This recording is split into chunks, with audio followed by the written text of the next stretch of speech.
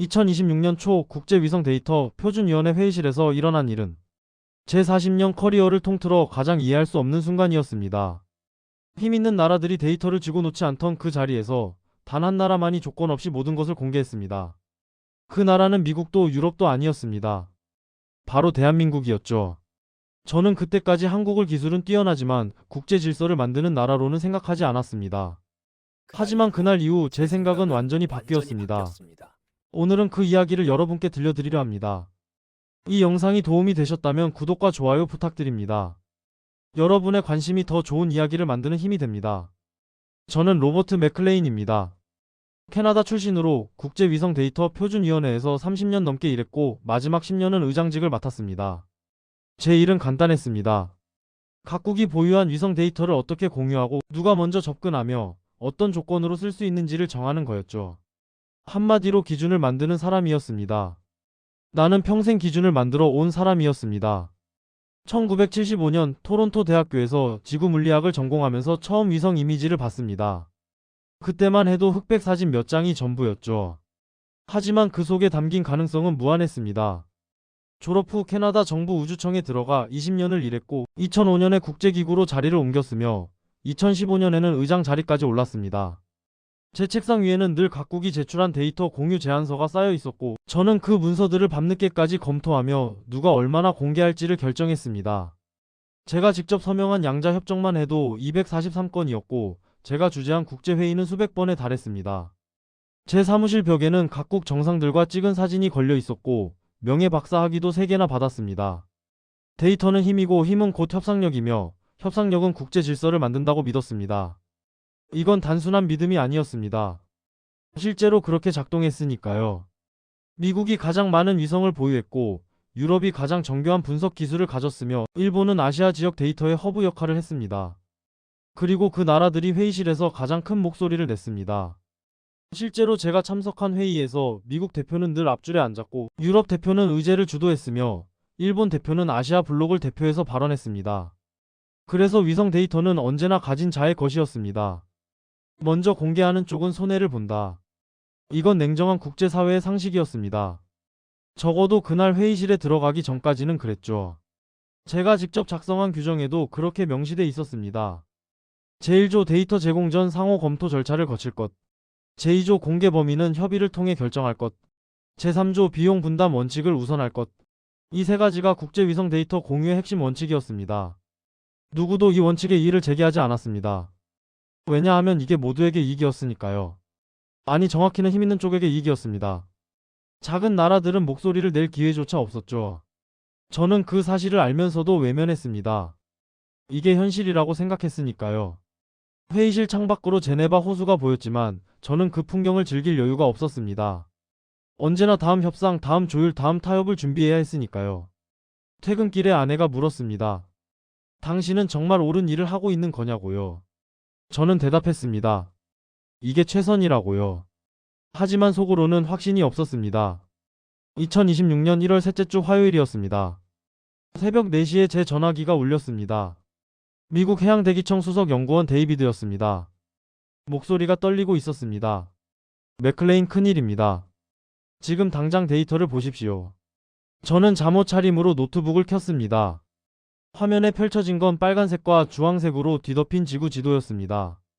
대형 재난 징후가 여러 지역에서 동시에 감지됐습니다.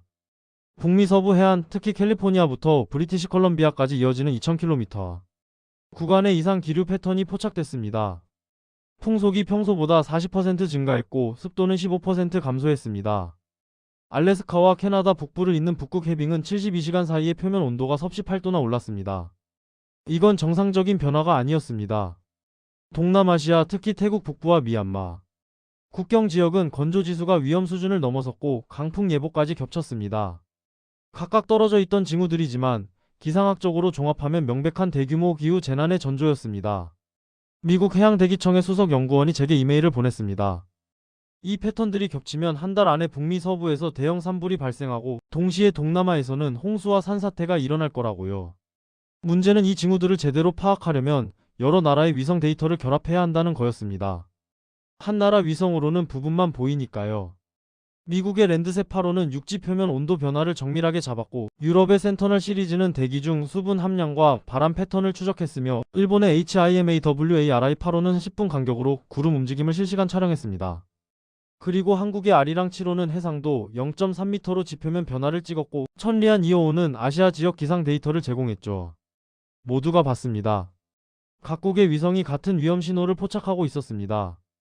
제네바 본부로 긴급 연락이 왔습니다. 24시간 안에 회의를 소집하라고요.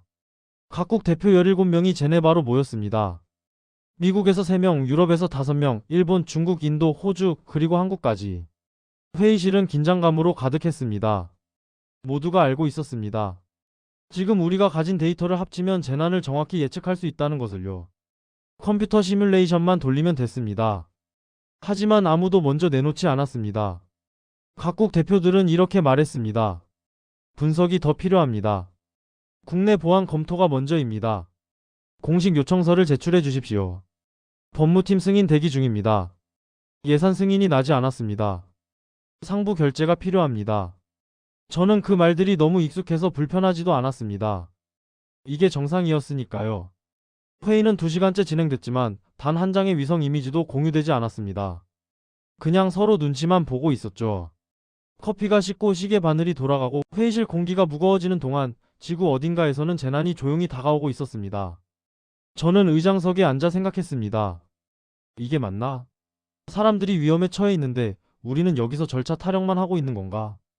회의가 2시간 38분을 넘어설 즈음이었습니다. 답답함이 극에 달했을 때였죠. 제 태블릿 우측 상단에 작은 알림이 하나 떴습니다. 리퍼블럭 오브 코리아 오펀 데이터 릴리스 노터스.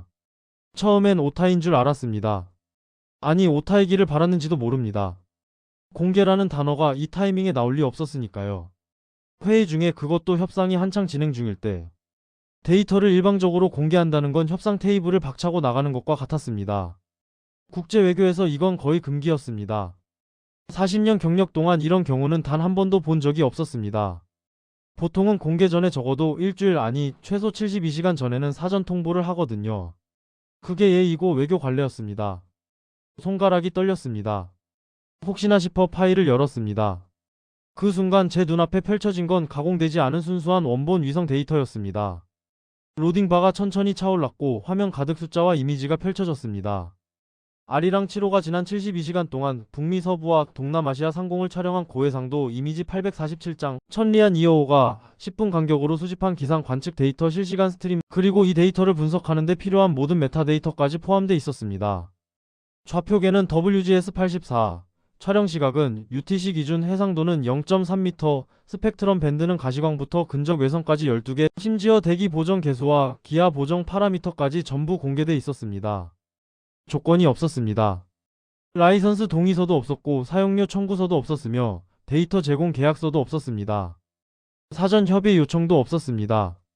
다운로드 링크 하나만 덩그러니 있었습니다. 클릭하면 바로 받을 수 있었습니다. 저는 화면을 멍하니 바라봤습니다. 이게 뭐지? 실수인가? 해킹인가? 시스템 오류인가? 옆자리에 앉은 유럽우주국 대표 마르틴도 같은 문서를 보고 있었습니다. 그는 안경을 벗고 눈을 비비더니 화면을 다시 확인했습니다. 그리고 작게 중얼거렸습니다. 이미 공개됐다고요. 회의실 안 공기가 변했습니다. 몇몇은 태블릿을 꺼내 확인하기 시작했고 누군가는 옆 동료에게 속삭였으며 미국 대표 제임스는 전화기를 꺼내 워싱턴 본부에 긴급 확인하는 듯 했습니다. 일본 대표는 당혹스러운 표정으로 저를 쳐다봤습니다. 의장님, 이거 아셨습니까? 저는 고개를 저었습니다. 처음 봅니다. 나는 그 순간 느꼈습니다. 협상 테이블이 사라진 느낌이었습니다. 우리가 2시간 넘게 공들여 쌓아온 긴장감, 밀고 당기기 조건 제시가 한순간에 무의미해진 거였습니다. 누군가 게임의 룰을 통째로 바꿔버린 느낌이었죠. 나는 이해할 수 없었습니다. 도무지 정말로 이해가 되지 않았습니다. 머릿속이 복잡했습니다. 한국은 강대국이 아닙니다. 경제 규모로는 세계 10위권이지만 이 위원회에서는 중견국 정도의 위치였습니다. 안보리 상임이사국도 아니고 지칠 회원국도 아니며 이 위원회에서 공식 의결권은 17분의 1에 불과합니다. 연간 예산 기여도도 5.3%밖에 안 됩니다. 미국의 28%, 유럽연합의 22%에 비하면 작은 수준이죠. 오히려 이런 기회에 입지를 넓힐 수 있었을 겁니다. 데이터를 지렛대로 쓸 수도 있었죠. 실제로 과거의 다른 나라들은 그렇게 했습니다. 아주 체계적으로요. 예를 들어 2019년 9월에 호주는 남태평양 지역 산호초 관측 데이터를 공유하는 조건으로 위원회 내 아시아 태평양 지역 대표 자리를 요구했고 결국 3개월 협상 끝에 얻어냈습니다. 2022년 3월에는 인도가 인도양 태풍 관측 위성 데이터를 제공하면서 차기 부의 장직을 약속받았습니다. 브라질은 아마존 산림 데이터로 남미 블록 의장직을 확보했죠. 이게 정상적인 데이터 외교였습니다. 합리적이고 계산된 거래였습니다. 한국도 얼마든지 그렇게 할 수 있었습니다. 예를 들어 이렇게 제안할 수도 있었죠. 우리 데이터를 공유하는 대신 다음 표준 재정 회의에서 한국 제안안에 한 표를 달라. 아니면 아시아 지역 데이터 허브 구축 예산 3천만 달러를 지원해 달라. 혹은 최소한 공동 저작권이라도 요구할 수 있었습니다. 그런데 아무것도 요구하지 않았습니다. 조건이 전혀 없었습니다. 심지어 감사 인사를 요구하지도 않았습니다. 이건 전략일까요? 아니면 경험 부족일까요? 혹시 내부에서 실수로 공개 버튼을 누른 건 아닐까요? 회의실에 있던 몇몇은 속으로 이렇게 생각했을 것입니다. 성급한 선택이다. 순진하다. 나중에 후회할 거다. 국제 무대 경험이 부족해서 저런 실수를 한 거다. 한 프랑스 대표는 휴식 시간에 제게 귀속말로 이렇게 말했습니다. 한국 너무 서두르는 것 아닙니까? 저런 식으로 하면 앞으로 협상력을 잃을 텐데요. 솔직히 말하면 나도 그렇게 생각했습니다. 데이터 외교에서 먼저 내놓는 쪽이 손해보는 건 너무나 기본적인 상식이었으니까요. 한 미국 대표는 회의 쉬는 시간에 제게 조용히 다가와 물었습니다. 맥클레인 혹시 한국 측과 사전 조율이 있었소? 뭔가 뒤에서 거래가 있었던 거 아니오? 저는 고개를 저었습니다. 전혀 몰랐습니다. 한국은 누구와도 상의하지 않고 그냥 공개해버린 거였습니다. 심지어 의장인 저에게도 통보하지 않았습니다.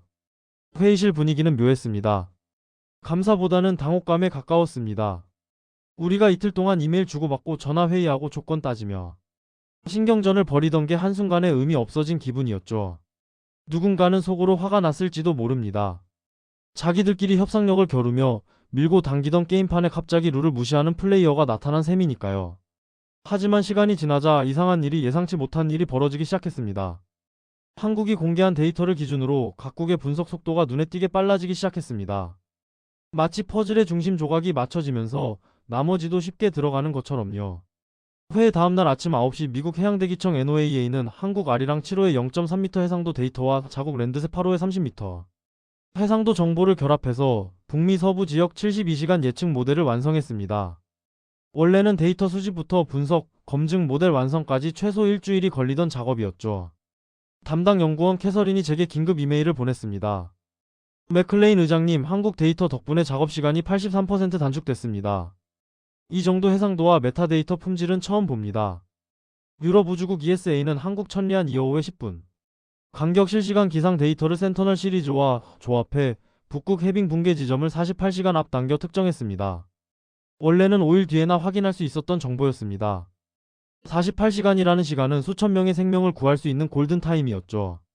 일본 기상청은 아리랑 고해상도 이미지와 자국 HIMAWARI 8호의 구름 데이터를 조합해 태풍 진로를 재계산했고 예측 정확도가 기존 73%에서 91%로 향상됐습니다. 캐나다도 마찬가지였습니다.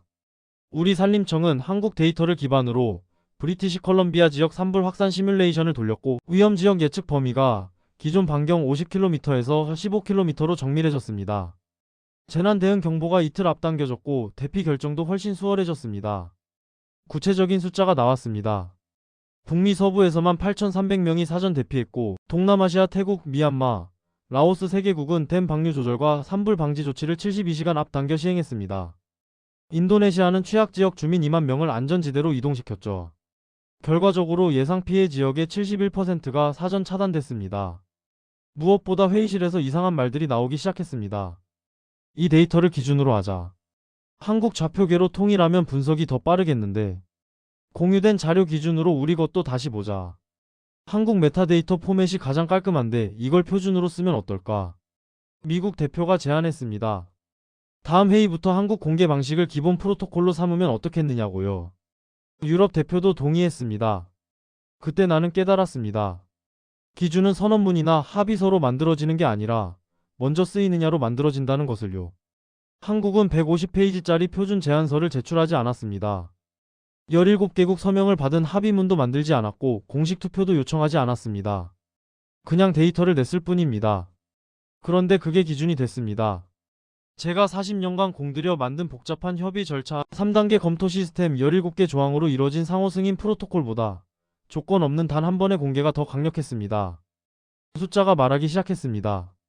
문서가 아니라 결과가 사람들을 움직였습니다. 회의록에는 기록되지 않았지만 그날부터 한국 방식이 새로운 표준이 됐습니다. 열흘 뒤 정확히는 1월 29일 오후 3시였습니다. 나는 한국 측 실무자와 화상통화를 잡았습니다. 제 쪽에서 요청한 통화였습니다. 화면에 나타난 그의 이름은 명함에 적혀 있지만 지금 중요한 건 이름이 아니라 그의 태도였습니다. 목소리는 차분하고 담담했습니다. 과장도 없었고 자랑도 없었고 심지어 거만함도 없었습니다. 마치 당연한 일을 했다는 듯한 특별할 것 없다는 듯한 톤이었죠. 저는 몇 초간 말문이 막혔습니다. 그리고 참지 못하고 물었습니다. 왜 이렇게 빨리 공개했습니까? 협상을 하지 않은 이유가 정확히 뭡니까? 내부 검토는 어떻게 통과시켰습니까? 보안 부서는 뭐라 하지 않았습니까? 예산 부서는요? 법무팀 승인은 얼마나 걸렸습니까? 질문이 쏟아져 나왔습니다. 그는 잠시 망설이다가 마치 가장 단순한 대답을 찾는 것처럼 천천히 입을 열었습니다. 누군가는 먼저 해야 한다고 생각했습니다. 그게 전부였습니다. 거창한 설명도 철학적인 변명도 없었습니다. 아주 담담한 목소리였습니다. 영웅적인 결단의 톤도 아니었고 거창한 철학을 늘어놓는 것도 아니었습니다. 그냥 누군가는 해야 하니까 했다는 거였습니다. 너무 단순한 대답이어서 오히려 더 당황스러웠습니다. 그 말을 듣는 순간 제 머릿속이 복잡해졌습니다. 저는 되물었습니다. 하지만 협상력을 잃지 않았습니까? 앞으로 다른 데이터를 공유할 때 불리해질 텐데요. 이건 전략적으로 손해 아닙니까? 그는 잠시 침묵하다가 이렇게 답했습니다. 협상력보다 중요한 게 있다고 생각했습니다. 저는 더 묻지 않았습니다. 그게 뭔지 이미 알고 있었으니까요. 신뢰였습니다. 책임이었습니다. 그리고 무엇보다 사람의 생명이었습니다. 그 순간 나는 처음으로 느꼈습니다. 이건 기술의 문제도 시스템의 문제도 아니라 태도의 문제라는 것을요. 한국은 데이터를 협상 카드로 보지 않았습니다. 무기로 보지도 않았습니다. 도구로 본 거였습니다. 목적은 협상력 확보가 아니라 재난 예방이었죠. 그리고 그 목적을 위해 가장 빠른 길을 선택한 겁니다. 조건을 다는 시간, 협의하는 시간, 법무 검토하는 시간, 예산 승인받는 시간 동안 지구 어딘가에서 사람들이 위험에 처할 수 있다면 그냥 먼저 내놓는 게 맞다고 판단한 거였습니다. 그리고 그 판단을 실행에 옮겼습니다. 주저하지 않고요. 저는 전화를 끊고 한참을 멍하니 앉아 있었습니다. 제가 평생 옳다고 믿어온 원칙이 흔들리고 있었습니다. 40년간 쌓아온 경력의 기반이 무너지는 느낌이었습니다. 그런데 이상하게도 두렵지 않았습니다. 오히려 후련했습니다. 이제야 뭔가 제대로 된 길을 본 것 같았으니까요. 재난은 크게 보도되지 않았습니다. 예방에 성공한 재난은 뉴스 헤드라인이 되지 않으니까요. CNN 메인 화면에도 BBC 월드 뉴즈에도 알자지라 속보에도 나오지 않았습니다. 언론은 일어난 사고에만 관심을 갖습니다. 불타는 숲의 항공 촬영, 무너진 집 잔해, 우는 사람들의 클로즈업, 구조대의 긴급 출동. 그런 극적인 장면이 나와야 뉴스가 되죠. 일어나지 않은 사고는 통계 보고서 한 줄로만 남습니다. 아무도 기억하지 못합니다. 읽지도 않습니다.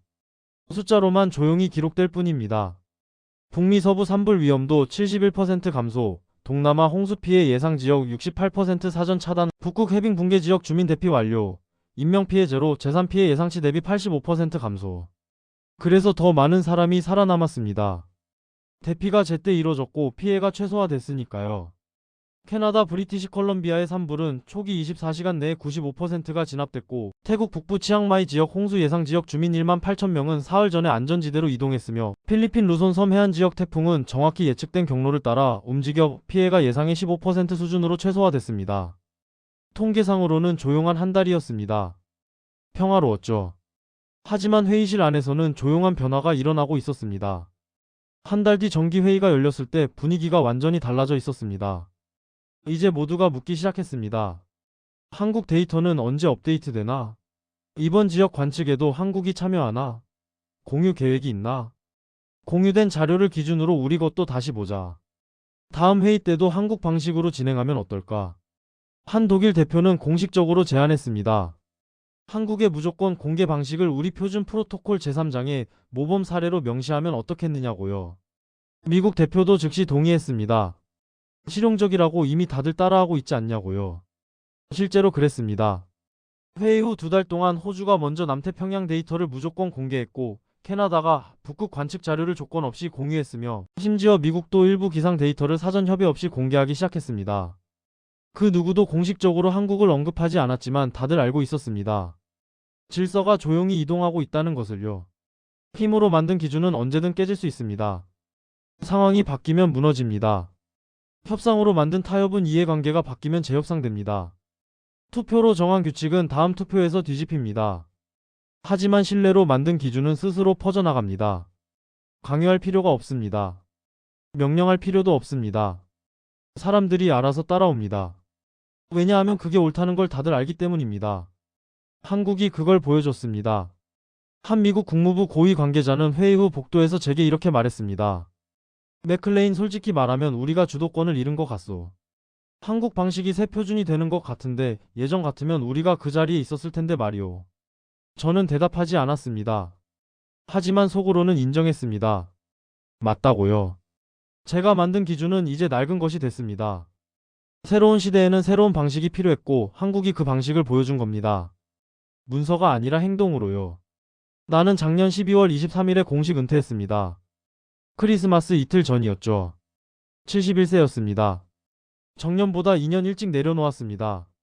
더 이상 새로운 기준을 만들 자리에 있고 싶지 않았습니다. 아니, 정확히는 제가 만들어온 방식이 더 이상 옳지 않다는 걸 인정하고 싶었습니다. 후임자 마이클이 제 자리를 이어받았고 그는 42세로 젊고 유능하며 무엇보다 유연합니다. 제가 고집했던 낡은 3단계 승인 프로토콜을 과감히 폐기하고 한국식 신속 공유 시스템을 공식 도입했죠. 그의 첫 회의에서 그는 이렇게 선언했습니다. 앞으로 우리 위원회는 한국이 2026년 1월에 보여준 방식을 기본 원칙으로 삼겠습니다. 조건 없는 공유, 신속한 개방, 투명한 접근. 이것이 새로운 표준입니다. 회의실에서 박수가 터져 나왔습니다. 미국 대표도 유럽 대표도 심지어 중국 대표까지 일어나 박수를 쳤습니다. 저는 객석맨 뒷자리에 앉아 그 광경을 지켜봤습니다. 제 눈가가 뜨거워졌습니다. 이상하게도 쓸쓸하지 않았습니다. 오히려 깊은 안도감이 들었습니다. 제가 40년간 지키려 했던 낡은 질서가 무너지는 게 아니라 더 나은 새로운 질서가 시작되는 거였으니까요. 하지만 한 가지는 확실히 말할 수 있습니다. 그날 2026년 1월 셋째 주 화요일 오후 2시 38분 국제위성 데이터 질서의 기준은 바뀌었습니다. 먼저 진 쪽이 아니라 먼저 내놓은 쪽이 리더가 됐습니다. 힘이 아니라 책임이 존경을 만들었습니다. 협상력이 아니라 신뢰가 영향력을 만들었습니다. 저는 그 장면을 평생 잊지 못할 것입니다. 40년간 제네바 회의실에서 본 수많은 협상, 치열한 밀고 당기기, 계산된 전략적 타협, 조건부 양보 중에서 가장 강력했던 건 아무 조건도 달지 않은 그 한 번의 공유였습니다. 한국은 그날 가장 먼저 공유를 선택했습니다. 다른 나라들이 주저하고 계산하고 협상하는 동안 한국만이 행동했습니다. 그리고 그게 새로운 질서를 만들었습니다. 제가 작성한 복잡한 17개 조항 규정, 150페이지짜리 표준안 3단계 승인 시스템보다 한국이 보여준 단순한 한 번의 행동이 더 큰 영향을 남겼습니다. 이제 저는 집에서 회고록을 쓰고 있습니다. 제목은 아직 정하지 못했지만 첫 장은 이미 결정했습니다. 2026년 나는 처음으로 내가 틀렸다는 걸 인정했다. 그리고 그 인정이 제 71년 인생에서 가장 값진 배움이었다. 한국은 제게 가르쳐 줬습니다. 진짜 리더십은 먼저 쥐는 게 아니라 먼저 주는 데서 나온다는 것을요. 진짜 힘은 숨기는 데서가 아니라 나누는 데서 나온다는 것을요. 이 이야기가 여러분께 작은 영감이 되었기를 바랍니다. 구독과 좋아요로 응원해 주시면 더 좋은 이야기로 찾아뵙겠습니다. 감사합니다.